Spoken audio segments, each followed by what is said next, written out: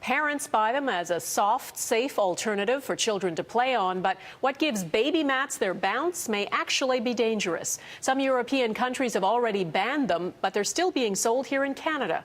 Mike Drolet explains. It's a common product in millions of Canadian homes, designed to cushion the development of our children. Baby mats, colorful, spongy, supposedly harmless.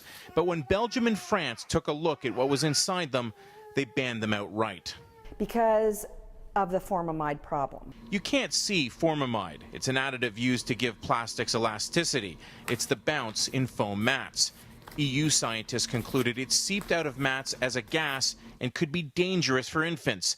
And even though the amounts were small, any amount, in their opinion, was too much. Formamide is a developmental toxicant. It's also an eye and skin irritant, and it's toxic enough that Belgium, when it tested some playmats and found that formamide was in those playmats, it actually took them right off the shelves, and now there's a fine if you're found selling them. The EU ban set off alarm bells in online discussion groups and prompted many to call for the US and Canada to follow suit. Health Canada conducted its own tests on a small number of mats and concluded, while formamide is present in some mats, the levels were very low and not likely to have an adverse health effect on children. These levels mainly represent formamide that would be trapped within the mat and not accessible to children. Does not say formamide free. That explanation wasn't good enough for Marg Gillespie, who owns a small baby store in Toronto. How could something deemed so toxic in Europe be okay here? She took the mats off her shelves until she found a manufacturer that made a point of not using harsh chemicals. Our thought is that kids are lying on these, they're breathing, they're touching, they're putting it in their mouth, so we wanted to be really careful. How relevant it is for our children, no one ever shown.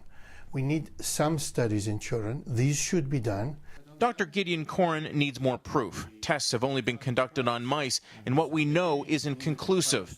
That said, he's concerned and watching closely what comes out of some upcoming studies. It's acknowledging that these can be very toxic compounds, but not yet removing them from the market. You can buy foam mats in virtually any box store. If they contain formamide, it won't be listed on the label.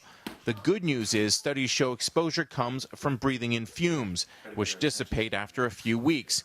Dr. Corin's advice, if you buy new mats, let them air out before letting your child play on them. Mike Drolet, Global News, Toronto.